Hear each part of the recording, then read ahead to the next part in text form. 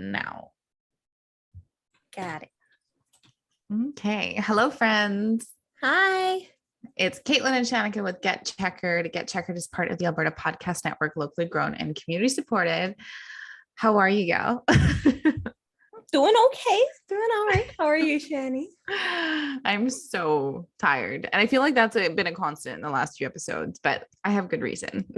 Yes. Okay. How is your panel? Yeah, so you probably all heard through actually, I would say like all of last month, we were doing ads for Inventors and I kept saying, I'm on a panel. And it was such a wild week. So Inventors kicked off on the 2nd, and it's basically this ginormous conference. There's like 3,000 people there from all over the world. And there's like keynote speakers, panels, and all that kind of stuff. Basically everything that's in the ads that I mentioned. But on the first day was our beta opening for the platform. So we threw this giant party. And for those who don't know, Platform is where I work, where I advise startups. It's the innovation center here in Calgary. And it hasn't been open to the public forever. So finally, through this giant party, and over 1,000 people came. Ooh, shit. Yeah. We're guesstimating 1,200 total. That's there impressive, Shani. There was musical acts on the top floor, 2 on the top floor, 1 on the bottom. There was 4 food stations, including a pasta bar that I didn't even get to eat anything from, which was devastating. And 4 different breweries came in too. And yeah, anyways, it was exhausting. My team and I caught everyone just like hiding in a corner because there's so many people, but people were so excited to be in person. It's also like a space that everyone's been really anticipating. So that was great. But that was the first like late day. You know what I mean? It was, a full 8 to 11-ish PM day. And then the next day we were at Inventures, and that's the day of my panel.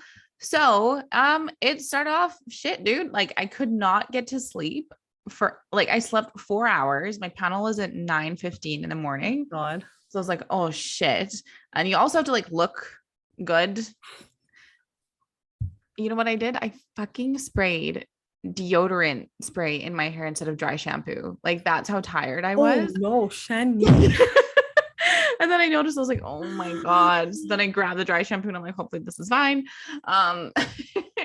So just a rough start, but my panel went so well. We talked about entrepreneurship through the pandemic, which I think like I was a little nervous. I think people are kind of tired about hearing about the pandemic, but we had a full room, which also I was surprised about because the day before my coworkers went to some of the panels and they're like, yeah, there was like 20-ish people just because there's so many going at the same time. There's like 11, I think, that are going at the same time. So I was like, oh my God, okay, we're going to have like 20 people. Are you serious? No, we had a full room with people standing in the back against all 3 walls. So it was like super, super packed, and it was really great conversation. And everyone I talked to afterwards, they were like, oh my gosh, this was like the best panel I've been at so far. So really happy about that. Oh, good job, Shani. I know. The keynote speaker was during lunch was weird as hell on that day. Who? They had just this brilliant professor from Israel do a keynote, but it wasn't a real keynote. He kind of just gave us a lecture. And I'm sure there was like 5 people in that room that really understood what he was saying, but no one else understood what he was saying. Like no idea what was going on at all. Whatsoever. I was just like, yeah, this is, and actually one of our friends' brothers, Ewan May, is an entrepreneur that I advise, and he was sitting at our table, and I was like, Ewan, like, what the hell is this guy saying? And he's like, no, this is like stuff that I learned in electrical engineering. Like, I don't know why. He's like, it was supposed to be a keynote. It was so boring. Sorry. Like I said, I'm sure he's brilliant, like definitely brilliant, but I had no idea what was happening. But yeah, so that day wrapped, and then there was another day of adventures. And then yesterday there was a pitch competition in Banff, which is tied on to Adventures. So we did a watch party at Platform, which I hosted that too. So just a really long day. I will say, something that's important for these events. On the Saturday, we trialed something, which was we hired a child minding for the day and then also brought in toys. it makes all the difference for women. Like people, bare minimum, think about childcare when you're doing your events. And yeah, it was really, really good. But that I'm just so tired because it's been 4 days in a row of just back to back stuff and being around so many people and having to be extroverted and stuff like that. So unfortunately, I don't even have Monday off either. So yeah, I know. And I work multiple evenings this upcoming week too. I'm like, Jesus Christ. So panel went wonderful. Adventures was great. If you ever have the opportunity to attend, I highly recommend it. You run into everyone you could possibly imagine. I ran into Brian and I ran into one of Caitlin's friends, Beta, who came up to me and asked, aren't you Caitlin's friend? So she's doing really cool things with water. So it's really great, but it's a really cool space. Nice. Long-winded, but yeah. I'm so happy for you, Shani. That's exciting. I know. I also had more people at my panel than my boss did at his. So no big deal. How was your week? It was okay. A little bit uneventful. Some assignments due. So, okay, I'm trying to be fit, right, for Hot Girl Summer. Obviously. And I'm trying to do runs. And my dad's on the phone. He's like, make sure you don't go too hard. You know, you can injure yourself. I'm like, Dad, I'm going like snail's pace. I don't want to injure myself. Guess who injured themselves? So Monday I did the run. And like, it felt fine during the run. And then afterwards, it's like, I felt a really bad cough, and the cough has lasted me until today. And it just felt like I didn't get enough oxygen in my system. And then, so I bet you it's the shoes. Like everyone says, like, don't blame your equipment, but like shoes matter with running. And maybe they've hit the end of their life because I was wearing them and my foot's not good. So it almost feels like the bottom of my heel is bruised. If that times quote unquote Achilles tendonitis, not diagnosed, but I've had Achilles tendonitis before. And I wore the same shoes yesterday, actually, just like run an errand. And I'm like, oh, I know this feeling. Cause it's just like, it had a lot of pressure on the points that were painful. Yeah. And I was like, oh no, it took me a month last time I had that problem. So I'm hoping it gets better soon. I can't. Should I be resting it? Yes. Did I go to soccer practice just now? Yes. I'm trying to get fit and my body's telling me no, don't do it. I wonder, I can't believe we're running. Like I will do anything, but I will not run. It's okay. So Shanika is coming out to Vancouver very shortly. Yeah, actually. We're having a reunion. We'll be able to record the British Grand Prix episode in person together. And so I bring this up because she's going to see how beautiful UBC campus is. And honestly, like, I will run UBC campus at a snail's pace because it's that beautiful. Okay. And I'm trying to lose weight. I mean, that's the side part, but it's such a nice campus. I'm excited for you to see it. And then you can do, you take the stairs down to Rec Beach, all the naked peoples. And then we have to take the stairs back up. So that's a nice butt workout. I hate running. I like a good walk. They do bike rentals here. Oh, bike around. Yeah. Let's see options. And go to the beach. Well, yeah. Get ready for some chaos because that's going to be coming up shortly here. We were also talking before we started that Courtney, who has been on a few episodes with us, she's just living her best life in Europe right now. She's still vacationing, and I'm still very jealous. Yeah, she's in Italy right now. I'm like, I thought she was coming back home, but no, she's still out there. Right? I just thought it was a quick Barcelona trip, and it didn't turn out to be a quick Barcelona trip. No, multiple weeks. I feel like everyone's having a European summer, but me, which is so annoying. Okay, people, the closest I'm getting to Europe is that I'm going to Montreal, but I'm going for work, so I don't know. I'm thinking next year. Everyone dirty 30 for yacht week in Croatia. That's the proposal. Okay. That's the proposal. We celebrate all of us turning 30, but going to Croatia. Yeah. But help the economy. All right. So this episode, we're just going to talk about the headlines. There's a lot. Checo was in the news a lot. So was Max Verstappen's dad, who we really don't like. And of course the cost cap. But before that, we have a quick ad break. This episode of Get Checkered is brought to you by the the Alberta Blue Cross. Even if you're a busy business owner with more meetings than hours in a day, you are calm and collected when your group benefit plan is taken care of by Alberta Blue Cross. Your employees can manage their own health, dental, life, and disability coverage online, anytime, and on any device, making it easier for them and for you. To learn more and explore your options, head to ab.bluecross.ca. Okay. So we got the news officially of Checo's contract extension. It was kind of right after his win, hey? It was interesting timing. I think I saw somewhere, it's either like confirmed or it's conspiracy somewhere, but it's like they were gonna wait to tell him he got the contract extension, and then it's like he wins Monaco, like the iconic race, and he's like, okay, you did so good, Checo. This is your reward. It's perfect timing. And I also think that I wonder if it was like the details were sorted beforehand. You know what I mean? Because if I was him and I won Monaco, I would use that as leverage, right? Negotiate people always with your contracts. Yes. Any job. It doesn't matter if you're a Formula One driver or just like taking your first job. Negotiate. So I'm wondering if they were already in talks and then he was like close to the finish line, but then he won Monaco and he couldn't negotiate with that win. I don't know. You know what? I see that being a very plausible case because I can see Red Bull doing something like that. So what years is he in for now? 2023 and 2024. So this is the first time Red Bull's second seater has been multi-year, right? In a while. In a long while, hey? Because it was Max was paired with Danny. Danny left, and then we have a TikTok, I think, about this, don't we? Where Max Yes, we do have a TikTok.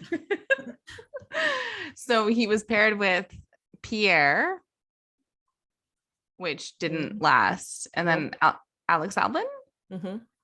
Which didn't last either. And of course, as we know, Danny Rick left because he wanted to explore other opportunities. Was that it? Yeah. And then like Checo was on a 1 year, wasn't he? He was 1 year and then did good and got another year. Now they've extended him for 2, which is so exciting. But this also means what the hell is going to happen to the rest of the drive? I know, domino effect. Like if you guys haven't listened to Shanika and I last year did a few driver shuffle episodes and went through a bunch of different options, what could happen, but this kind of throws a wrench in a lot of the proposals because it's just like, so now we're kind of solidified for Red Bull.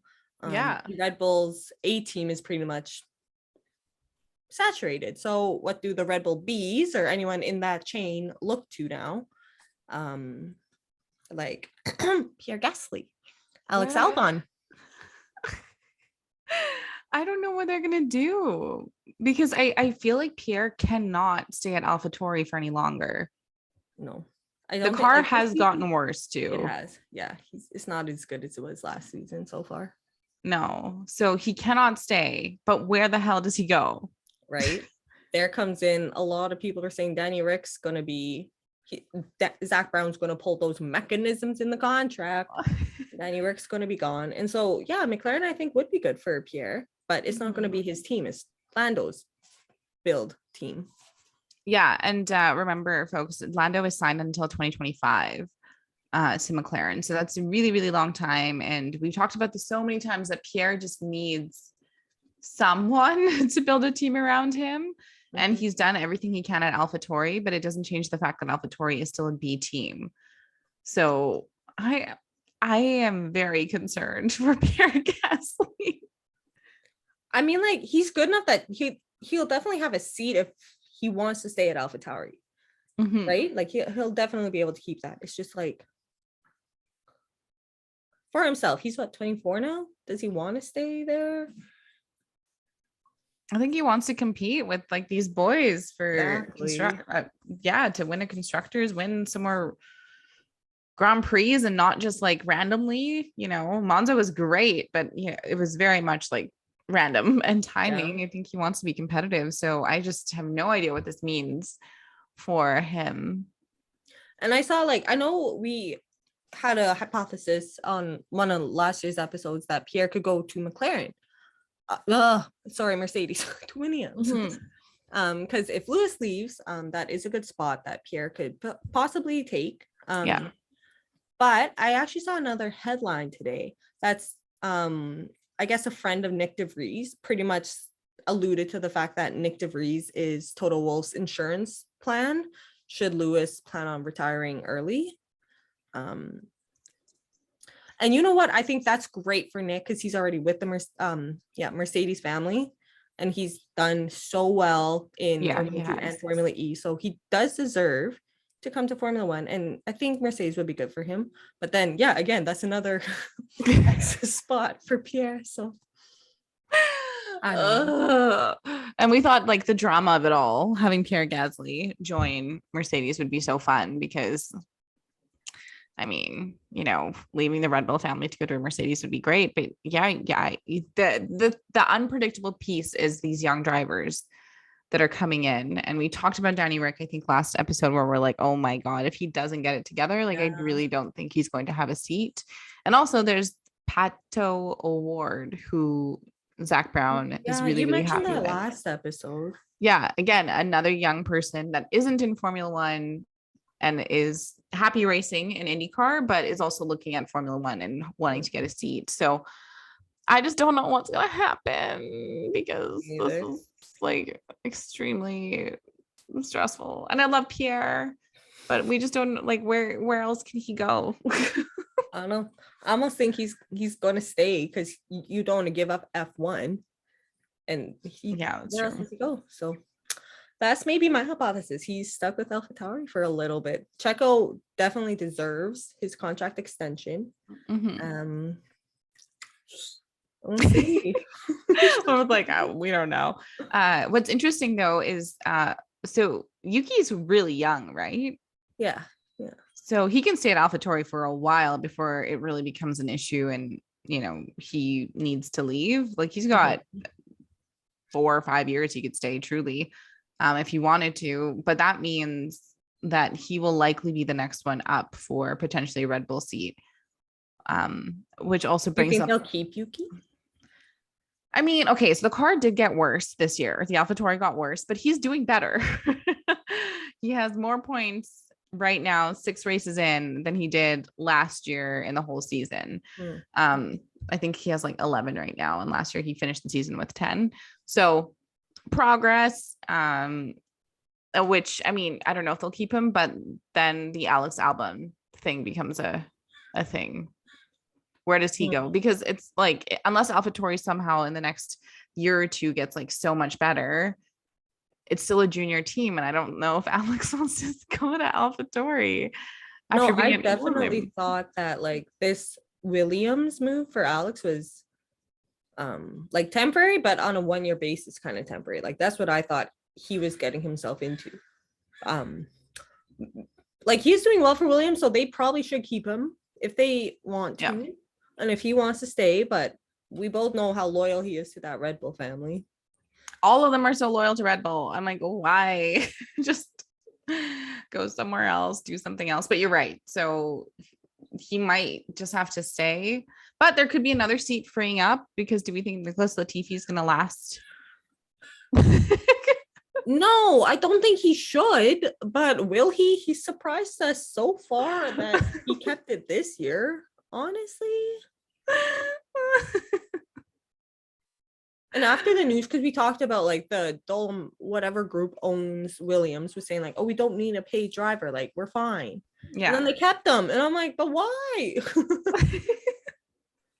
Like that's a valuable spot. It is, and we are. I know it's always the Canadian ones where we're always just cringing in the background, but oh my God, Nicholas Latifi is a liability. He's a liability. He gets into a lot of accidents, and we know at the cost cap, those accidents are expensive for the team. And yeah, so If that seat opens up though, do you think Pierre would end up going to Williams if that was an option? I wonder if he would. Because you've seen what Alex Albon can do with it. And if Pierre went there, maybe they can build up with both of them and not favor either of them. I don't know. I know, but I guess the big question is if you're competing for the middle of the grid, when the car was better, they were competing at least mid. Do you want to go all the way to the back? And unlike Haas, who's made progress this year, the Williams still hasn't really done much, except Alex Albon in certain climates, this car with certain tires. Yeah. I can do okay. I have no idea. I'm worried for Pierre, as you all know. I love him. I have a crush on him, a crush that we still haven't figured out why, but still a crush. So I just hope he keeps his seat. He will. It's just where I think he has some figuring out what to do.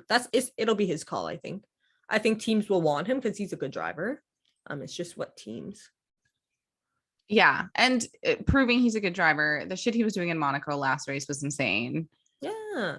In Monaco, nothing to lose, passing everybody like nobody's business in a place where everyone's always like, you can't do it. No, you can. If you're Pierre Gasly, yeah, exactly. You can. He found the gaps and went for it. So he's proven he can do it. I just hope that someone snaps him up. And it's sad because there's only 20 seats. That means that you're going to have to say goodbye to someone else. And before it was fine when we lost the other Haas driver because we were like, okay, we hated him anyways. It's fine. But this time around, like it could be Danny Rick that we're saying goodbye to. I was looking at this graph, Caitlin, and I should have sent it to you. So, and I don't even know where I can find it. I'm so sorry, people. I'm going to talk about this and you're just going to visualize. But it showed the qualifying gap percentage for each driving pair. So the closest is Alpine right now. They're both Ocon and Alonso. Yeah, so they're like qualifying in like fifth or sixth, or like, just very close to each other. Okay. One of the biggest gaps, the biggest gap I think right now is sorry, I should have saved this image, is Guan Yu Zhou and Valtteri, which makes sense, right? Okay. Valtteri is always P6, Guan Yu's at the bottom, but the one above that, or so out of 10, the 8th one is McLaren, Lando and Danny. The gap between them is that big when it comes to qualifying. Yeah, and I was like, oh god. I really and honestly, I think they would do so well if they had a different driver right now. Right? Like Lando. It's painful. It's painful to say that loud. Lando's the only person I would put on my fantasy team. I wouldn't put McLaren as a constructor. I wouldn't put Danny on it. Like only Lando. And if you want a good team, you need 2 good drivers. Yep. And they need to be qualifying together because that gets you the most amount of points, basically, right? Is both drivers qualifying close together. Yes, it's not great if they're in P5, P6 and they're competing against each other, but that means that you're at least going to be hopefully finishing the points. And with Alfa Romeo, again, it's like, okay, yeah, new driver. That's going to happen. But with Danny, it's like, dude, you've been in this for so long. Okay, I have this theory, and this is something that you and I have talked about a lot, but I was talking to Adam about this last night. Also, we went to Paper Lantern. Have you been there? No, but I saw you tagged it. What is it? It's a Vietnamese restaurant, but it's in Chinatown and it's in the bottom of this like random building. And you go in through this random like metal door and it's just like really vibey. It's really great. It's kind of unexpected. If you're in Calgary, you should go there. But I really think it's the fact that Daniel Ricciardo stayed so long at Red Bull. That's the issue. And why he's having a hard time adapting to the new cars. Okay. Yeah. That's my theory. I don't know if it's accurate, but I think if you've been in the driving school, you came up through what was Toro Rosso at the time, then you stayed at Red Bull for so long. That's a lot of freaking time.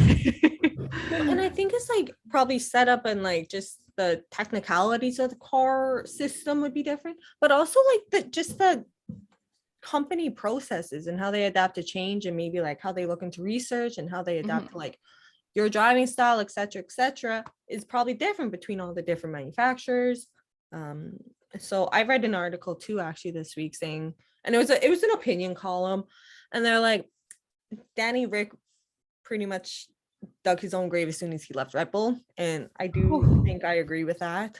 He chose to go from the leading team to Renault, and that was very mediocre, and then he went to McLaren and it's been worse. Yeah, it's not great, and it just sucks. I know. And really it's I think it's actually bad for the sport too, having someone like Danny Rick do bad, because he brings a lot of fans to the sport. Yeah, so this is like turning into something depressing, I guess. The realization that we have that Danny Rick might actually lose his seat, which could open up an opportunity for Pierre, which is interesting, but just not so great for Danny. We shall see, I guess, because when a driver shuffle's confirmed, it's August, right? July, August. Is this the break? I think it's August. It is. You're right. It is around the break. It's either like right after the break or just before. Some of the ones get confirmed before. So we shall see. And I wonder if it's going to be like that Giovinazzi. They only told Giovinazzi in like November, didn't they? Yeah. Yeah. No, I wonder if it's going to come out. What does Danny Rick do if he knows he's losing his seat?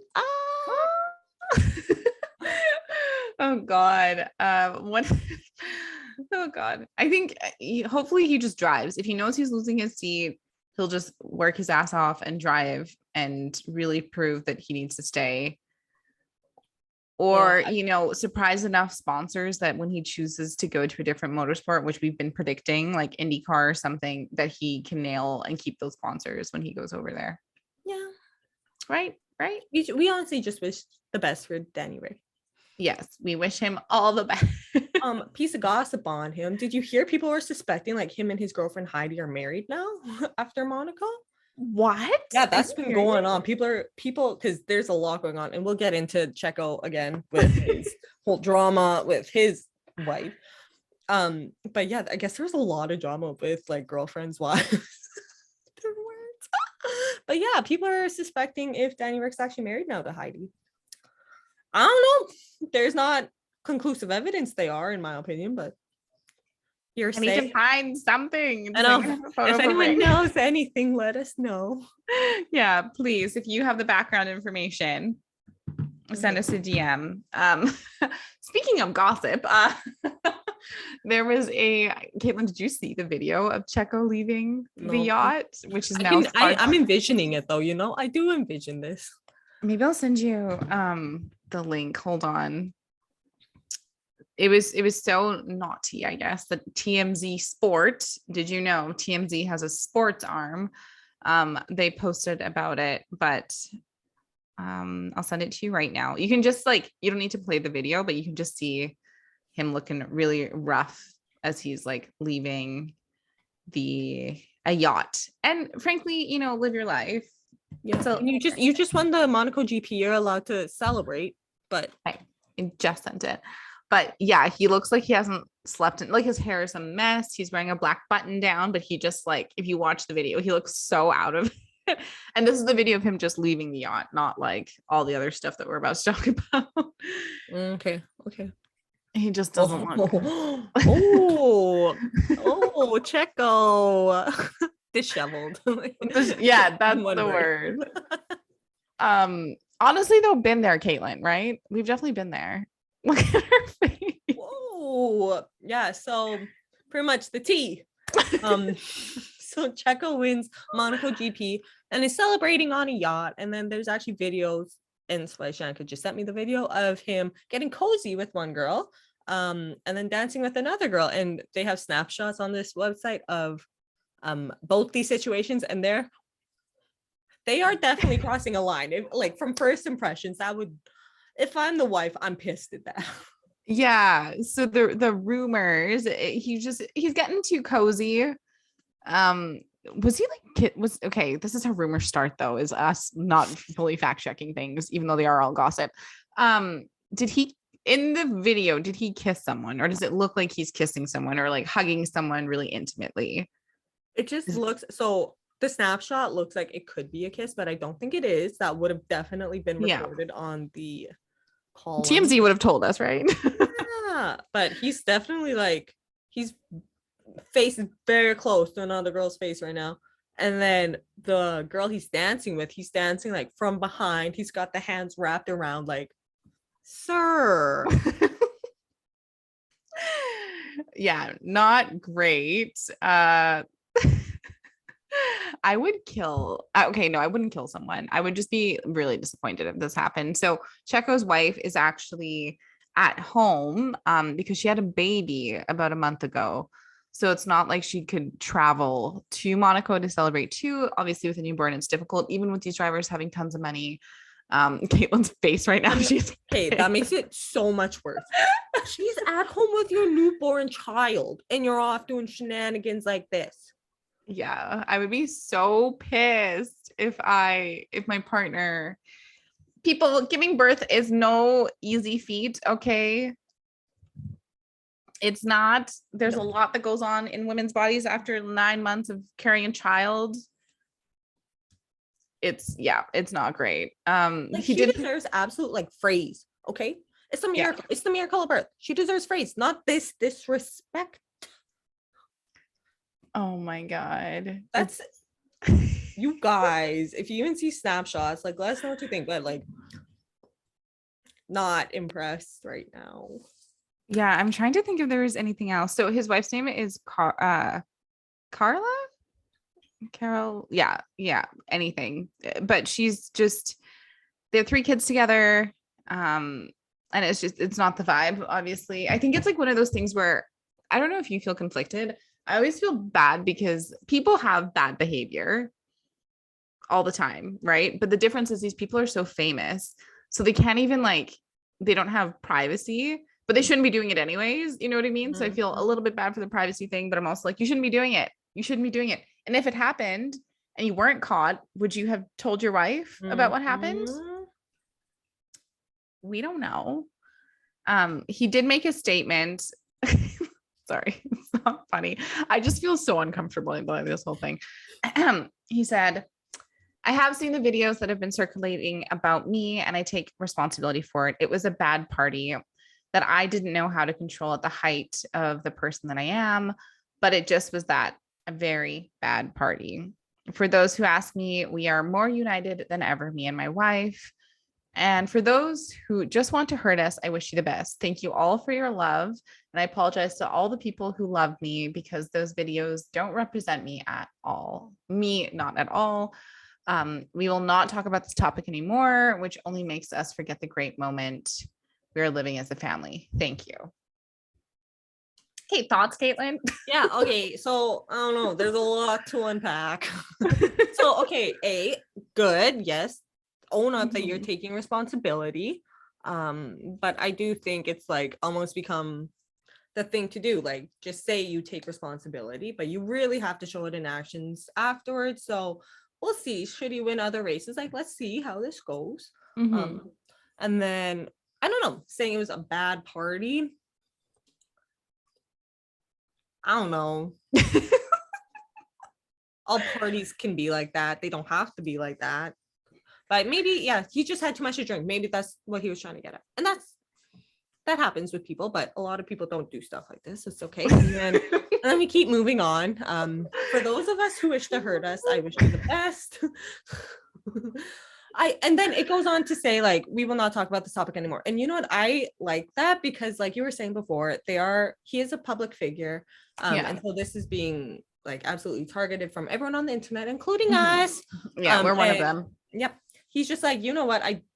We're going to pretty much address this as a family, which is what they need to do. And he needs to respect his wife. And however they decide in the background, that's their personal lives. But yeah, no more of this, Sergio. That's pretty much what I am getting at. Yeah. It's really surprised me though that the handlers weren't like on this a little bit more. Like the Redbull reps and stuff. And yeah, like I get it. You're partying, have a great time, but like your team should, make sure you're not doing Don't they stupid don't shit. they have assistants or something? Yeah, Yeah. like them. Oh God. Anyway, yeah, I don't know. When I read the statement, I was like, oh, this is interesting because he's taking responsibility, but then also kind of being like, the party was bad and like people are trying to hurt us. But it's just like, it's weird. I think, the best way is just to be like, I fucked up. That's it. And like, I'm gonna do something to learn how not to do this again. Yeah, or we're gonna keep it private because you're right. And they've got 3 little kids. It's like a whole thing. So I think it's statements always interesting. It's always interesting, but it's oh man, like Caitlin said, people do drink too much and shit happens. But also in my entire life, I have been in many a relationship. I've been in long-term relationships. A few. My partners have gotten really drunk. I've gotten really drunk, and no one's ever done stuff like that. So exactly. Let's just hope that they can figure it out in the background, and that this is a bit of a lesson to all of these boys, because all of them have relationships and are partying. Yeah. Complete side tangent, but did you see that Gerard Pique and Shakira? Yeah. I know. I was like, do we even talk about it? It's a total side tangent, folks, because it's just like absolutely insane. Well, it's absolutely crazy because this dude's married to Shakira. I would marry Shakira if I could. Okay? Yeah, I would marry. She's incredible. Part B of this is I have had a crush on Gerard Pique since like grade 8. Okay, I've loved this man, and he's an absolute idiot. Did you see the rumor though that it was one of his teammates' mom? Yes. Wild. It's I don't know, people, you have, it's Shakira. Like, positives for her, they did announce that they're getting separated. So kind of pseudo confirming what we all know, or kind of maybe not the details, but just like they're not together anymore. And then she followed. Did you see Chris Evans and Henry Cavill? Yeah, I was like, you go, girl. You go. Yeah, you go get it. So to be honest, I obviously have the exact same taste as Shakira. I'm like, oh my gosh, you do. Yeah. Didn't even but about apparently, that. like, yeah. Henry Cavill's in a pretty happy relationship, so we're happy for him there. Yeah, and honestly, happy for Shakira, because when all this news came out, it turns out she had 11.1 million streams in the day that all this stuff was announced, because all the stands are just ready to help her get her bag, defend their queen, and let this guy know he's just absolutely dumb. Yeah, just like if Sergio does this is a dumb move. Okay, this is dumb. You don't do this. The entire world knows, which is awful. Anyways, I'm fully invested in this situation though with Shakira. Less so Sergio. I'm glad that he like addressed it, whatever. But the Shakira thing, I'm very invested. I want to know what happens, and I hope she ends up with like a prince next. I don't know. Yes, if she ends up with Chris Evans, beautiful. I support that 100%. Babe, he's a Gemini. Chris Evans is an ass man. Okay, that's that's the only reason I got through all these stairs. What's Shakira like? Is that compatible with him? What is she? I don't know. I'm looking it up right now. Okay. I think Shakira has a nice bum. I think he could go for that. February 2nd. Is that an Aquarius? Yeah. Oh yeah. Of course she's an Aquarius. Aquarius is in Geminis could be compatible. Sure. Why not? Get it. That's so funny. I'm like, he's a Gemini. You're like, he's an ass man. Okay. If you guys ever have troubles going upstairs, just remember that one fact. Chris Evans is an ass man. Tell it to yourself on repeat. Anyways, that was a nice side tangent. Okay, we're gonna get kind of back on track. I'm gonna do a quick ad for you guys. And then we actually have another few stories. Yeah, we haven't even made it to these. Oh God. Okay, this might be a longer episode. Okay. So with Pod Power, our sponsors are making it possible for us to amplify the voices of Albertans and Alberta podcasters. This episode, Edmonton Community Foundation is helping us give a Pod Power shout out to Bookwoman. Bookwoman is a podcast about editing, publishing, and writing Indigenous stories. 3 Métis librarians representing nations from across the homeland aim to inspire Indigenous peoples to share their stories in whatever form that they enjoy. Guests include Indigenous storytellers from diverse mediums like podcasting, burlesque, books, comics, social media, films, music, and everything in between. That sounds kind of fun. You can listen and find out more at bookwomenpodcast.ca.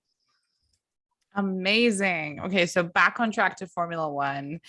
Still on the Red Bull train, though. Still on the Red Bull train.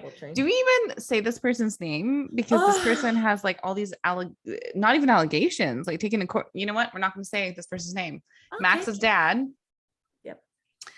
called out Red Bull for favoring Checo in the Monaco Grand Prix last week. Is that surprising? I feel like that's the least surprising thing to happen. No, but like he's upset. This was my exact face when I read the article. I was like, really, sir? Just find a hobby. He needs to be taken away from the paddock. And you're right. He got, I don't even know. I feel like he is living his glory days through his son. He's trying. Yes. Which is just so bizarre and makes him do shit like this and embarrass himself. But he was pretty much saying like he was upset Red Bull did not give Max priority during Monaco. He's like, they favored Checo, gave him good strategy, etc., etc. He thinks Max probably could have won if he was given the same preferential treatment. And it's just like, I'm pretty sure, do they not have separate like engineers, teams helping them out? And like Checo's engineers took this risk. Yeah, that's kind of it. We see this with all of the sides of the garages, right? That yes, of course they celebrate when the other driver does well, but it is a different kind of celebration. So there is different strategy for each of the drivers, and there's different teams. Like, oh my God, I don't understand this. No, it's just like it. I don't know. I'm trying to find a word, and it's not coming to me very easily. It's just arrogant. It's arrogant of him to assume that like the team just is going to give Max everything possible.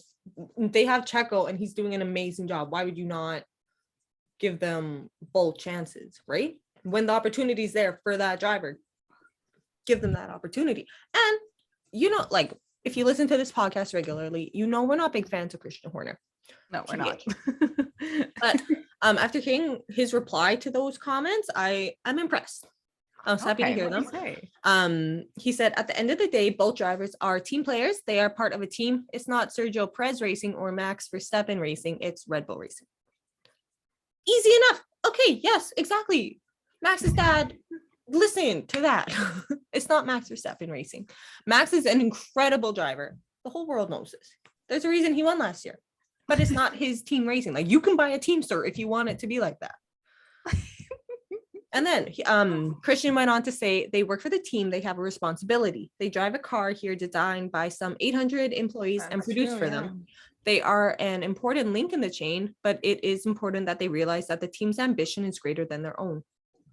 Again, very true. Very, very true. And then, yeah. I just put a note here that like both drivers are doing well, like extremely well, minus the unforced DNFs, you know, reliability problems. So pretty much like you're right now you're allowing the best driver to win right now. They're not at the situation where they have to make those driver calls for who's going to win the driver's world champion. That's going to be very difficult decisions later on in the season. Glad we don't have to make those.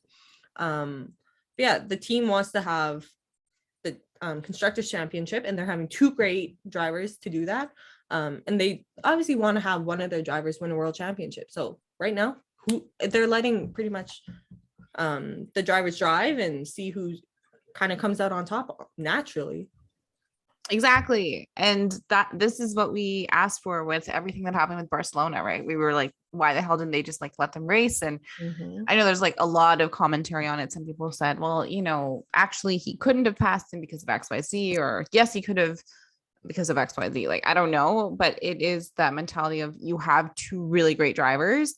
Let them actually compete. And also, it's early on in the season. We don't know what's going to happen. Mhm. So, right now, if your second driver is 15 points behind your main driver, that's a good thing. That's a good space to be in. And Mhm. I think it's good that Christian Horner brought attention back to the 800 people, because it is not just about these two drivers. Mhm. There are so many other people who are working around the clock. We know that just how much, just how intense it is for the folks that are even traveling for Formula One outside of the drivers. Like, they can't have normal lives. You can't have normal lives. That's why, who was it? It was Lando's press officer, right? Like, she ended up leaving McLaren, and that doesn't surprise me, for a different role, a great role, but it is because you're on the road all the time. You're in a different place all the time. Like, how do you keep relationships going and stuff like that? So there is more than just like the work that they're putting into the car. There's also a lot that they're giving up to be all in with these teams. So it's stupid. But I do think that more of these comments are going to come, actually, if Sergio continues to do well.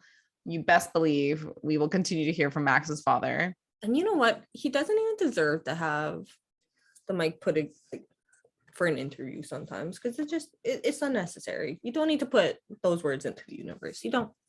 No. And the press people just, like you said, they got to stop interviewing him. They got to stop interviewing him, and they have to stop interviewing Helmut Marko, because all of them just gross. I do think I heard that Helmut was backing Christian in these comments, which I was also like, we're not Helmut stands here, but like, good. It's a good first step, sir. Yeah, because you have two good drivers. This is good. This is the dream. Thrilled how well Sergio is doing. This is what you all wanted, right? This is why Pierre lost the seat. This is why Alex lost the seat. It's because they weren't good enough to keep it, and to actually help bring the constructors home to Red Bull. So you have it now, and Max's dad needs to just shut up. Truly. That's it. He's the worst. Okay, so the headline that I pulled, and it is kind of related to what we're seeing, is just around the cost cap. So the article is called "How Can F1 Break the Deadlock Over Competing Cost Cap Desires?" And this was from motorsport.com. So unsurprisingly, the leaders that include Red Bull and Ferrari and Mercedes want to increase the cost cap that was put in this year. So folks, let's like rewind back in time. This was the year that they were going to put a cost cap of 175 million. There's like some expenses that are included, some not, but in general, like, you can only spend this much on the allotted expenses. I think that when you and I first did that episode, the top 3 salary earners would not be counted, which we thought was so funny. Because I was like, oh, okay, so you can, okay, whatever, you can just pay those people whatever, I guess. And Alfa Romeo and Alpine, unsurprisingly, are against it. Obviously, they just do not have the funds as much as everyone else. So this is what's interesting, is the arguments for and against it. So the arguments for increasing the cost cap is that when it was decided, it was middle of a pandemic. People just didn't know what it was going to look like and what the sport was going to look like. But the thing is, they have a full schedule this year. The crowds are pretty much back, if not more people, especially in North America. And that these sponsors are starting to roll in really rapidly and are like, we want to be involved in Formula One. So the teams are saying, well, see, Formula One is super healthy. And the argument, the bigger argument, I guess, for why they want to increase the cost cap is like, everyone's dealing with inflation. So why not? Why shouldn't we have more money? Which I kind of like understand. Do you understand? I get it. And I wonder if like Alfa Romeo and Alpine could agree for that reason. No. Oh. It's really funny. So I was reading this article and I was like, okay, I get the inflation thing too. I was like, yeah, we're all dealing with it from every little piece of the supply chain. That's everything from food to everything. It turns out though And this is why I'm like, why do these men think they can get away with this? It turns out that the I forget who it is, but the folks from Alpine and Alfa Romeo, the team principals, are both like, no, when the cost cap was put in place, we considered inflation. Like, we accounted for the fact that we'd have to deal with inflation. So it's already been considered in the cost that we have.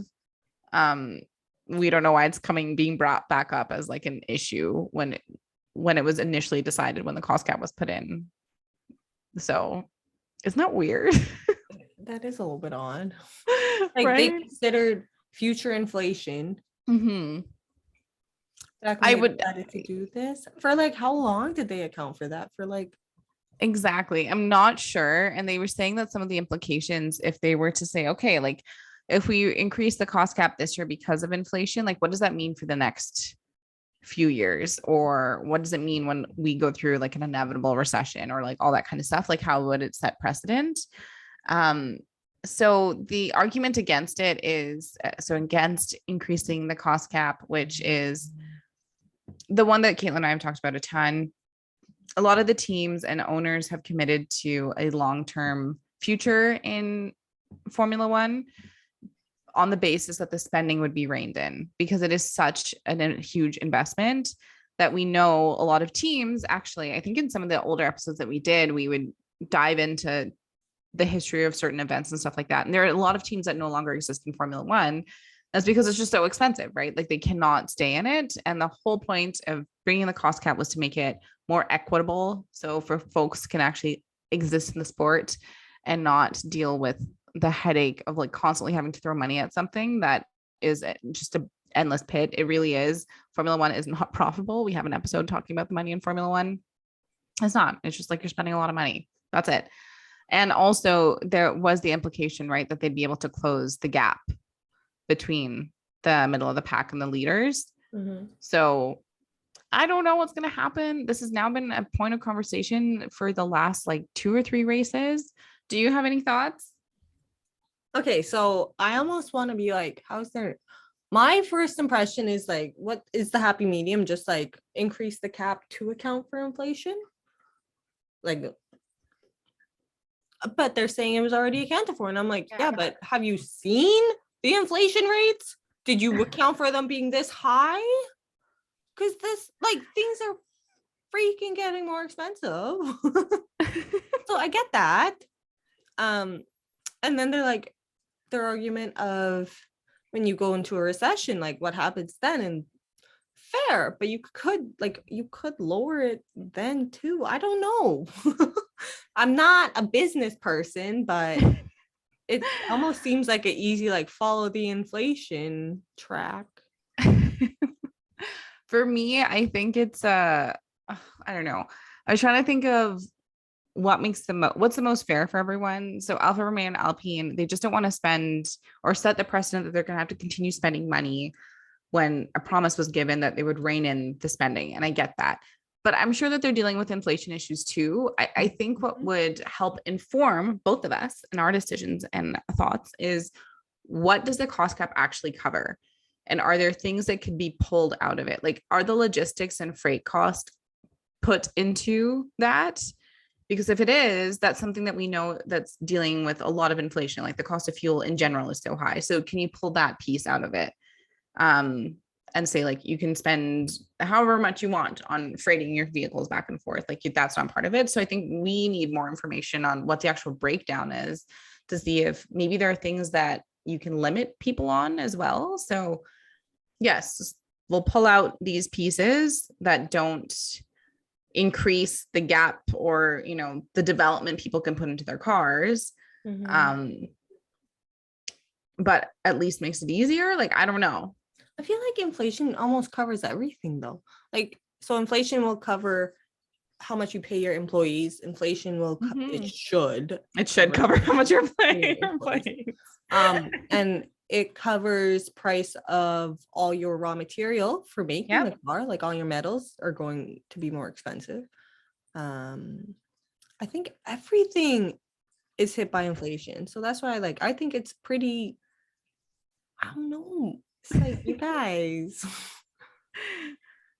Like so I think Alfa Romeo and Alpine, like if they keep it at what it is right now, with things being more and more expensive, all teams are going to have to be more creative, but they'll all be like the same level of constraint, which is probably what they want to keep. I don't know. That's tricky though. I don't have an answer. I wish we had a breakdown of what the costs were for Formula One. Please send it to us in an email. Our emails, getcheckered@gmail.com. They have a lot of smart people probably looking into this in the background.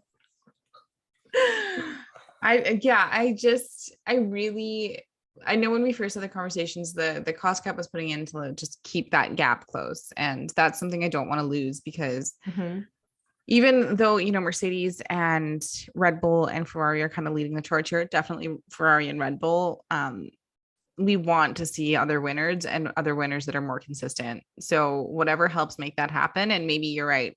Maybe it's just saying like, we need to increase it this year across the board for everyone. But Formula One, some of these teams don't have money. We know you have a ton of money, Liberty Media, the people that own Formula One. Are you going to help give them the money to do it? Like, what are you going to do? I don't know. You have enough money to pay Ferrari, like, what is it, 50 million a year or something? Yeah, for something legacy.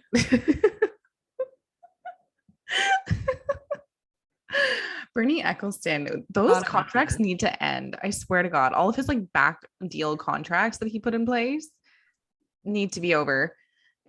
That one, what was the other one? There's Williams gets one too. Yeah, Williams gets one because they've been basically to keep them in the sport. Doesn't Mercedes get one? Mercedes implemented one. They started getting one when they started getting the back-to-back wins. That's when they were like, oh, we should get something for that. And then Red Bull got something too, but it was more to keep them in the sport longer. People, this is ridiculous. All of those deals need to be cut. Yeah, that, like, if you want to look at what's making it unfair for teams. Exactly that. I agree. All this random back deal stuff that Bernie cut while he was in power. The last headline is more of like a cutie little thing that I saw. I know people got their thoughts on their queen. I definitely do too. Okay. My parents are from Sri Lanka. Definitely had to deal with some colonization, but the queen had her platinum jubilee. And the only reason I'm mentioning this is because Lewis was there, sort of. Sir Lewis, because he is knighted. Makes sense. He wants to go back. Hamilton, who, we are the biggest fans of. And he was featured in just like an image that was on the screen or whatever, but they called him Lewis the truest, the greatest. And there was a picture of him spraying champagne that was on like the back screen of the event or whatever. And I was like, oh, look at him. That's so cute. So great. It's so great. I honestly think Lewis just brings us all together, because the bartender that we had last night, we ate at the bar, my favorite thing to do in the entire world. Nice. She overheard us talking about Formula One, and she was like, oh, my pick for this year is Ferrari and all that kind of stuff. She's like, but I'm just the truest, like Lewis Hamilton, like has my heart kind of thing. I'm like, same. Like, we also love Lewis Hamilton. What? I wish you could see Fergus right now. I am getting a picture. But yes, we also love Lewis Hamilton. So seeing him on the screen, being celebrated for being so great and being a sir, it's so cool. I think it's so cool. That's cute. Yeah, that's nice. I think I saw something online about at the Queen's Jubilee. She had like light show above Buckingham, I think it was. And it was a moving corgi. That's so cute. That's so the royals, but I know. And we do love corgis. We love dogs here. We are heading to, is it Azerbaijan, Baku next? Do you have any predictions? Oh God, no, but it was unprecedented. Not unprecedented. It was just wild last year, wasn't it?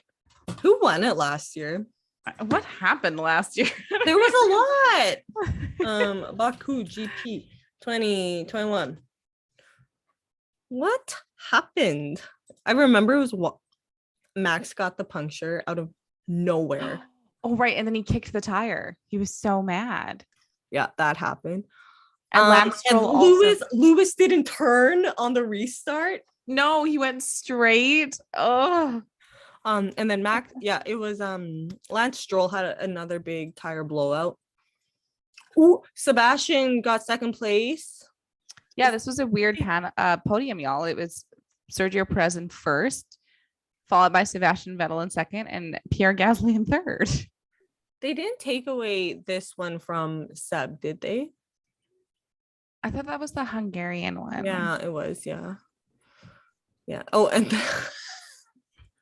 so to the tire punctures and tire explosions, actually, let's call them. Pirelli launched their investigation into everything. And remember when we found out what they said happened? It was they took no responsibility.